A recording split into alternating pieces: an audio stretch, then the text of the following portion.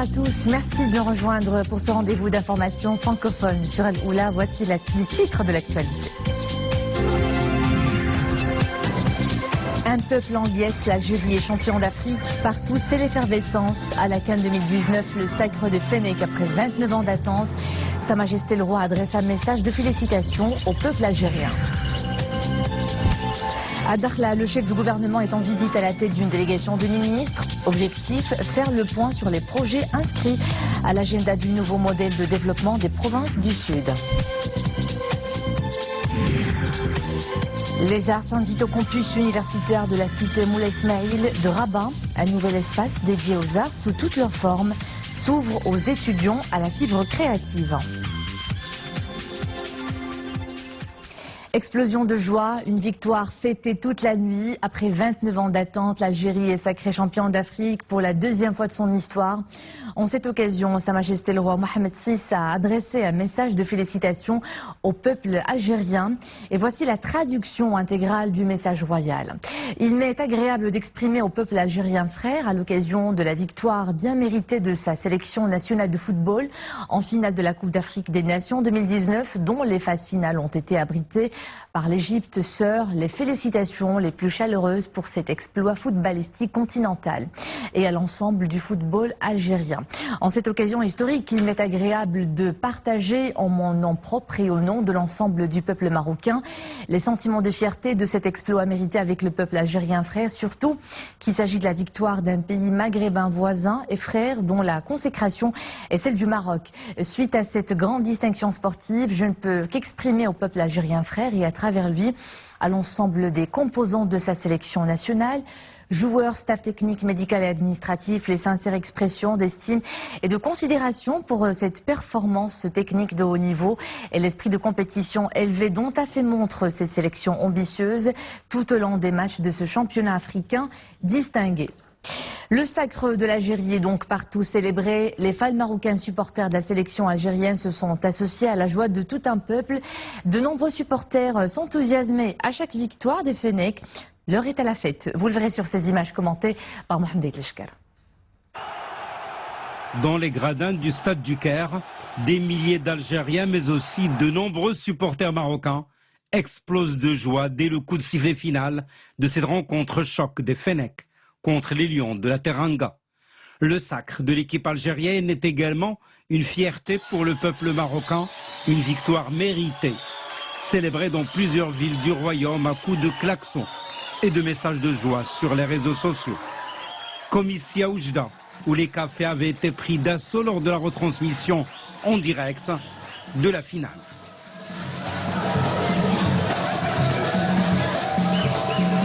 Des scènes de liesse populaire avec chants et slogans qui résonnent jusque dans les grandes artères des villes marocaines.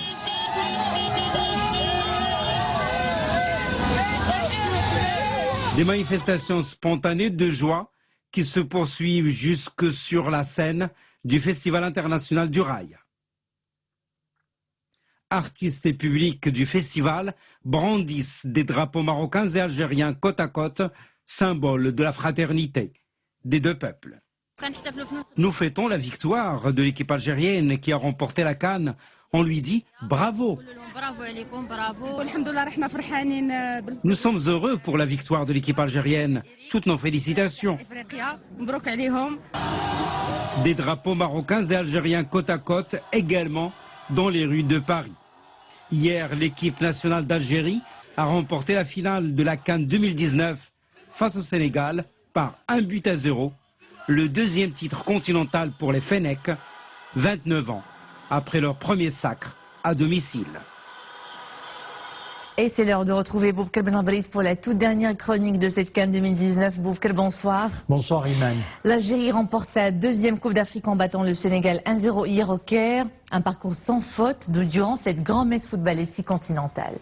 Voilà un sacre, il faut le dire, mérité pour les Fennecs qui ont tout au long de cette compétition, nous le disions, été des plus réguliers, l'équipe la plus régulière. Donc une deuxième étoile pour l'histoire. L'Algérie a remporté donc la Coupe d'Afrique des Nations pour clore dans la liesse 29 ans d'une longue attente depuis son premier sacre, après avoir battu donc le Sénégal 1-0 en finale de la CAN 2019. Au stade international du Caire, des milliers de drapeaux verts, blancs et rouges ont flotté au vent de la victoire pour une nuit de célébration intense à la hauteur de l'exploit réalisé par les Fennecs. Donc Imen, nous le disions, il a fallu 79 secondes, c'est le temps qu'il a fallu donc à Brded Boujneh pour trouver la faille, la tentative lointaine du buteur des Verts totalement détournée par un tibia du défenseur des Lions de la Teranga, Salif Sané a lobé le gardien sénégalais, un but en cloche qui à la pause sonne le glas pour l'heure du Sénégal. Les Sénégalais ont payé très cher la suspension de leur joueur Koulibaly, dont le remplaçant Sané a provoqué le but de Boujneh.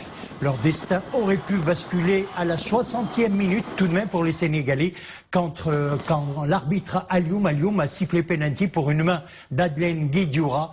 Mais après 3 minutes de visionnage de la VAR, le Camerounais Imen est revenu sur sa décision, jugeant le geste involontaire comme un symbole de la lose. Les Lions, souvent favoris mais jamais sacrés. Les jeunes cadres Ismaël Ben Nasser, élu d'ailleurs meilleur joueur du tournoi, Youssef Belaili ou Boujneh, pour ne citer que cela, ont suggéré la victoire. Écoutons d'ailleurs Mendy, Ismaël Ben Nasser et Riyad Mahrez. Nous les écoutons après le sacre algérien. Ouais, c'était un match compliqué où on a marqué rapidement. Après, on a commencé à beaucoup reculer, on a beaucoup défendu. Mais bon, on va retenir l'essentiel. On est champion d'Afrique 29 ans après. C'est incroyable. Surtout être champion d'Afrique à l'extérieur. Parce que la dernière fois qu'on l'a été, c'était en Algérie. Mais être champion d'Afrique en dehors de nos terres, c'est quelque chose d'extraordinaire. Et voilà, faut grand big up au coach Jamel. Alors là, il mérite tous les éloges. C'est lui qui nous a ramenés ici, c'est lui qui a tout fait. C'est sûr que c'était nous les acteurs, mais il en est pour beaucoup. Moi, j'ai pas les mots, on réalise pas ce qui se passe. Et personnellement, alhamdoulilah, mais le plus important, c'est l'équipe, c'est la coupe. On l'a fait, après ce qui vient, on prend. Et voilà, alhamdoulilah. C'est la force d'un groupe, et c'est un groupe qui gagne cette CAN, parce que honnêtement, les uns pour les autres, on a été énormes, on a été comme des frères, on a été une vraie famille. Il y en a qui galvaudent un peu ce mot-là, mais nous, on a été vraiment une famille, et pour moi, on mérite amplement cette CAN, et on est très heureux. Et durant cette CAN, Boubacar, on retient un nom, Jamal Belmadi, l'entraîneur de la sélection algérienne, architecte d'une véritable révolution. Il a réussi là où d'autres ont échoué. Jamal Belmadi, qui a pris en main cette sélection que 10 mois avant la CAN et qui a réussi cet exploit de remporter la Coupe d'Afrique. Le plus important, c'est d'avoir su rester concentré, déterminé, a-t-il déclaré. On l'écoute. Très très heureux pour tout ce monde, toute notre nation, notre peuple qui attendait cette deuxième étoile depuis tellement de temps. Première Coupe d'Afrique gagnée à l'extérieur du pays. C'est tout simplement extraordinaire. Surtout quand on voit d'où on vient. Il y a 10 mois, j'ai récupéré une équipe vraiment dans la difficulté, sans vouloir dramatiser, mais c'était vraiment dans la difficulté. Et réaliser tout ce qu'on a pu faire et se porter comme ça sur le toit de l'Afrique en 10 mois, c'est tout simplement extraordinaire. Voilà, c'était les déclarations de Jamal Belmadi, Imen, après le sacre algérien. L'équipe d'Algérie qui a montré un tout autre visage lors de cette finale. Ça se comprend, une finale de Coupe d'Afrique, ça se joue autrement. Il n'y a pas eu vraiment d'offensive de la part des joueurs algériens, mais ils ont su garder, c'est le plus difficile, garder ce résultat d'1-0 depuis la 79e seconde jusqu'au coup de sifflet final. Bravo également à l'équipe du Sénégal qui a réalisé un excellent match qui est allé à l'offensive, mais malheureusement le football c'est cela, il faut un gagnant et un perdant. Donc pour revenir au Sénégal, on a eu des situations, mais on a manqué de lucidité, c'est ce qu'a expliqué le coach Aliou Cissé. Nous méritions d'égaliser, on l'écoute. L'Algérie gagne la coupe, mais nous méritons au moins d'avoir marqué, égalisé et amené cette équipe algérienne un peu plus loin. Maintenant, c'est vrai que la seule chose qu'on retient, c'est la défaite dans une finale. Mais c'est pas pour autant que nous remettons tout en cause. Ils méritent leur victoire, ils sont champions d'Afrique, les féliciter, mais notre force, nous la connaissons. Bon, le trophée de la CAN, c'est le rêve brisé des Sénégalais. La déception est immense au Sénégal, à Dakar. L'ambiance est morose au lendemain de la défaite. Effectivement, les Sénégalais attendaient ce sacre depuis 17 ans. Il faut dire que c'était leur deuxième finale de la CAN depuis ces 17 ans et l'avaient préparé dans la ferveur depuis des jours, certains de l'emporter. Mais la fête n'aura duré que 79 secondes, nous le disions. Le temps pour l'Algérie de refroidir des lions en manque cruel d'efficacité. Les Sénégalais, forts de leur statut de mondialistes, de première nation africaine au classement FIFA, étaient persuadés de pouvoir enfin vaincre le cygne indien. À Dakar, il y avait beaucoup de tristesse. Les Sénégalais restent fiers tout de même de leur équipe. Réaction depuis Dakar, on écoute. Il n'y a rien à dire. C'est le 5e carton. C'est le football qui est comme ça. Mais ils ont tout donné là. Ils se sont donnés un maximum. Mais c'est le décide qui va gagner ou pas. Oui, je suis un peu déçue parce que je voulais que les Lions gagnent. Parce que le peuple sénégalais, ils ont tout donné, autant d'amour, de patriotisme. Ils ont eu de l'encouragement, ils ont tout eu. Je voulais vraiment qu'on ramène la coupe à la maison, mais c'est pas grave. Ils sont des Lions, ils se sont battus, ils ont mené la victoire et puis il y a une autre fois. À présent, le rappel du tirage au sort pour la CAN 2021 et la composition des 12 groupes.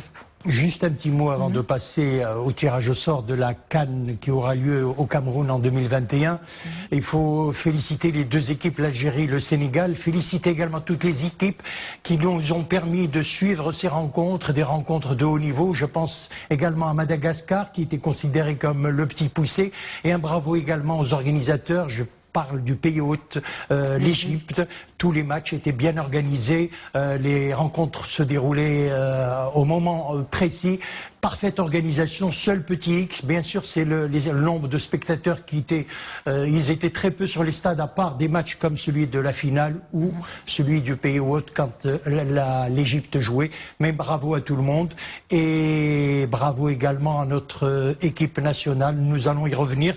Mais tout d'abord l'équipe nationale qui aura à en découdre dans la CAN, au cours de la CAN 21 au Cameroun, dans le groupe E avec la Mauritanie, vous allez le voir, le Burundi et la République centrafricaine. Les qualifications vont bientôt commencer. Et un petit mot justement, je le disais, pour cette équipe nationale, une équipe d'avenir, elle nous a un petit peu déçu, c'est normal. C'était l'équipe favorite pour cette CAN 2019. Mais il faut dire que c'est une équipe, l'ossature est là. Elle a un bel avenir devant elle et elle va nous surprendre, je suis certain, lors de la Coupe d'Afrique qui aura lieu au Cameroun en 2020. Avec un bilan défensif assez bon quand même. Voilà. Et pour finir, Boubacar, un petit tour d'horizon, des mots et expressions du ballon rond. Les commentateurs en ont raffolé d'ailleurs tout au long de cette CAN lors de la retransmission des matchs. Alors ça sera les 3 derniers pour cette chronique ou le journal de la CAN depuis que nous avons commencé. Nous avons choisi ce soir pour commencer Fokinha. Et vous allez voir l'illustration, vous allez peut-être un petit peu comprendre. C'est le dribble de Lotari. Il consiste à avancer tout en faisant rebondir le ballon sur sa tête plusieurs fois de suite, à la manière d'ailleurs d'une Otari. Il a été inventé par le Brésilien Kerlon. Il a joué à Cruzeiro au FC et c'était au Brésil. Et puis nous avons le deuxième mot, le deuxième terme footballistique, c'est raccro. Raccro, c'est un but faisant suite à une action hasardeuse, malchanceuse ou litigieuse. Et puis nous avons le troisième, et c'est avec ce troisième que nous allons clore notre journal de la CAN, c'est le raid solitaire. Le raid solitaire, vous allez comprendre, c'est lorsqu'un joueur dribble plusieurs joueurs, puis finit par battre le gardien, généralement en étant parti du milieu du terrain, et c'est ce qu'on appelle un joueur solitaire, donc un geste qu'a réussi, une action technique qu'a réussi également. Je me rappelle plusieurs joueurs comme Diego Maradona, je me rappelle c'était contre la Belgique, il avait pris depuis le milieu du terrain jusqu'au dribbler le gardien, il avait marqué le but, c'était je crois en Coupe du Monde. Ok, merci Boubkal, c'était tout pour ce soir. C'était la dernière chronique de la CAN. Merci beaucoup, vous nous avez accompagnés tout au long de ce mois. J'espère qu'on a été à la hauteur, bien sûr. On a essayé de faire notre maximum pour informer nos amis téléspectateurs et les mordus du ballon rond. Et avec le jargon, bien sûr, on en sait un peu plus maintenant. Merci beaucoup Boubkal, j'imagine que vous allez vous mettre au vert un petit peu. Au vert, je vais aller à ma canne, à pêche maintenant. Ça sera quelques jours de repos. Et ce sera bien mérité Boubkal. Merci beaucoup, à bientôt. Le chef du gouvernement reprend ses visites dans les régions. Aujourd'hui, Saadil Atmani s'est déplacé dans la région d'Arla Ouad Dahab à la tête d'une délégation composée de membres du gouvernement. C'est la 8e visite du genre au niveau des régions. Comme les précédentes, il vise à identifier les problèmes et faire le point sur l'état d'avancement des projets de développement. Dans la région d'Arla Ouad Dahab, le point est fait sur les projets inscrits à l'agenda du nouveau modèle de développement des provinces du Sud. Hasna Ben Gabi, Yassir Mourafiq, Nisr El-Hamdawi. Des vents de développement soufflent continuellement sur la presqu'île de Dakhla. L'ensemble de la région est un chantier à ciel ouvert, avec des projets structurants, conformes au nouveau modèle de développement lancé par Sa Majesté le Roi dans les provinces du Sud. Une équipe gouvernementale a fait le déplacement de Dakhla pour communiquer avec les élus et présidents des communes sur l'état d'avancement de ces projets. Nous sommes ici pour nous enquérir des plus importants chantiers de développement déjà ouverts dans la région. J'entends par là des projets d'équipement, de dessalement des eaux de mer, des projets de raccordement au réseau national d'électricité et autres projets de soutien au secteur productif, en particulier celui de la pêche maritime. Ainsi, cette équipe gouvernementale engage-t-elle un suivi de la mise en œuvre effective de la régionalisation avancée dans les provinces du Sud.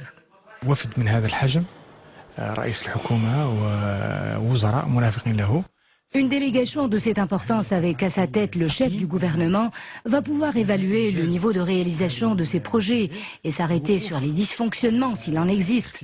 Elle va également prendre connaissance des ambitions de la région. C'est la première visite régionale de l'équipe gouvernementale dans les provinces du Sud, consacrant la politique de proximité. Dans le reste de l'actualité, arrestation à Meknès par le Bureau central d'investigation judiciaire d'un Marocain portant la nationalité française, soupçonné d'être impliqué dans des activités extrémistes et criminelles en France. Un communiqué du BCJ indique que les investigations minutieuses ont révélé que le suspect est entré de manière clandestine au territoire national après son implication dans l'opération d'évasion d'un détenu d'un établissement pénitentiaire en France. De même qu'il a tissé avec des liens avec des combattants s'activant dans les rangs des groupes terroristes sur la scène syro-irakienne. L'enquête a également révélé que le mis en cause s'adonnait au trafic et à la commercialisation de produits d'origine douteuse en coordination avec des réseaux criminels s'activant à l'étranger, ajoute le communiqué. Le ministre des Affaires étrangères et de la coopération internationale est en visite de travail en Jordanie, où il a été reçu aujourd'hui par le vice-roi de Jordanie, son Altesse royale, le prince Faisal Ben Al-Hussein, au palais Al-Husseinia. Cette visite s'inscrit dans le cadre de l'excellence des relations bilatérales et du partenariat stratégique concret entre les deux pays et en exécution des recommandations du sommet maroco-jordanien tenu en mars dernier à Casablanca, conformément aux directives de Sa Majesté le roi Mohammed VI et de son frère Sa Majesté le roi Abdallah II de Jordanie. Et puis sachez que le ministre jordanien des Affaires étrangères et des expatriés Ayman As-Safadi a réitéré aujourd'hui à Amman le soutien de son pays à l'intégrité territoriale du Maroc lors d'un point de presse conjoint avec le ministre des Affaires étrangères et de la coopération internationale Nasser Bourita à l'issue de leur entretien. L'Iran reste pour le moment sourd aux multiples appels à libérer un pétrolier battant pavillon britannique a résonné dans le détroit d'Ormuz. La Grande-Bretagne a convoqué le chargé d'affaires iranien et appelle les navires britanniques à éviter ce passage maritime stratégique. Cette saisie est survenue quelques heures après la décision de la Cour suprême de Gibraltar de prolonger de 30 jours la détention d'un pétrolier iranien, arraisonné le 4 juillet par les autorités de ce territoire britannique et soupçonné de vouloir livrer du brut à la Syrie en violation des sanctions européennes contre Damas. On continue avec cette drôle de découverte sur une des plages australiennes. Un enfant de 9 ans a retrouvé une bouteille contenant un message écrit par un Anglais âgé aujourd'hui de 63 ans qui était à bord d'un bateau de migrants britanniques voyageant du Royaume-Uni à l'Australie. Paul Gilmore avait 13 ans lorsqu'il jeta sa bouteille dans l'océan Indien. C'était le 17 novembre 1969 dans l'espoir de trouver un correspondant. Il en a enfin trouvé, l'enfant Giant Elliott, qui a trouvé The Message in the Bottle, le titre du fameux tube du groupe Police, et rédigé et envoyé une lettre à l'intention de l'adresse australienne figurant dans le message. Diversité culturelle et innovation au menu de la 3e édition du colloque de l'étudiant comorien au Maroc qui met cette année en lumière le rôle des jeunes dans le développement des Comores. 2 jours de débat et d'échanges à l'université Mohamed V de Rabat. Mounia Marouche. Ces étudiants comoriens sont animés de la même volonté, être partie prenante du grand chantier de développement de leur pays. Mais comment y parvenir et quels moyens mobiliser en tant que jeunes étudiants pour mieux affronter les défis de l'avenir? C'est justement l'objectif de ce colloque. Recherche scientifique et bonne gouvernance qu'a du Maroc, entrepreneuriat et métiers prometteurs et professionnels, structure sociale et participation, autant de thématiques sous la loupe de ces conférenciers. Aujourd'hui, on se trouve ici pour ce colloque qui porte sur la jeunesse et le développement, un moyen de sensibiliser la jeunesse afin de participer massivement dans le développement de nos 2 pays, à savoir le Maroc et les Comores. On a décidé aujourd'hui donc d'organiser ce colloque afin de pouvoir centrer nos idées sur un mémorandum qui va être transmis à nos dirigeants du pays qui vont faire en sorte donc de prendre nos idées pour pouvoir aider, contribuer au développement de notre pays qui est donc l'Union des Comores. Ils sont quelques 1200 étudiants comoriens à poursuivre leurs études au Maroc. Ils bénéficient des accords de coopération avec le Royaume et on les rencontre dans divers établissements d'enseignement supérieur, relevant notamment de l'université Mohamed V de Rabat. Nous organisons des activités académiques et scientifiques durant toute l'année, tout en valorisant les initiatives estudiantines au profit des étudiants marocains et étrangers, notamment les subsahariens. Cette année, l'Agence marocaine de coopération internationale a octroyé 150 bourses d'études à l'Union des Comores. Théâtre, musique, audiovisuel, art chorégraphique, des disciplines qui font désormais le bonheur des étudiants à la cité universitaire Moulay Ismaïl de Rabat, qui vient de se doter d'un centre dédié aux arts avec l'ambition de contribuer à la promotion des activités artistiques et à l'épanouissement des étudiants dans ce campus. Mohamed Ouanina Zakaria Mouqimbillah. Un atelier de théâtre pour permettre aux étudiants de s'épanouir au niveau personnel. À travers des séances de travail, ces artistes en herbe s'initient à l'art dramatique, tout en valorisant leurs compétences et leur potentialité créative.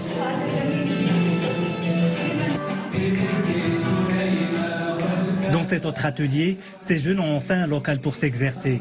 Passionnés de musique, ils se regroupent ici pour les répétitions. Pour les étudiants, ce projet artistique est une initiative louable. Ces ateliers représentent une valeur ajoutée à la cité universitaire. Il y a beaucoup de jeunes talents qui veulent s'adonner à leur passion, mais qui n'ont pas de facilité pour le faire. Actuellement, nous disposons de ce centre.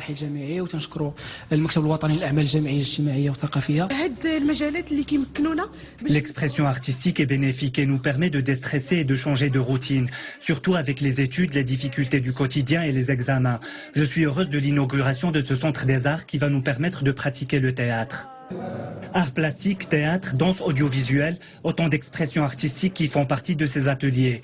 Tout au long de l'année, les étudiants pourront profiter de ces activités. L'encadrement est assuré par des artistes professionnels en collaboration avec des acteurs associatifs.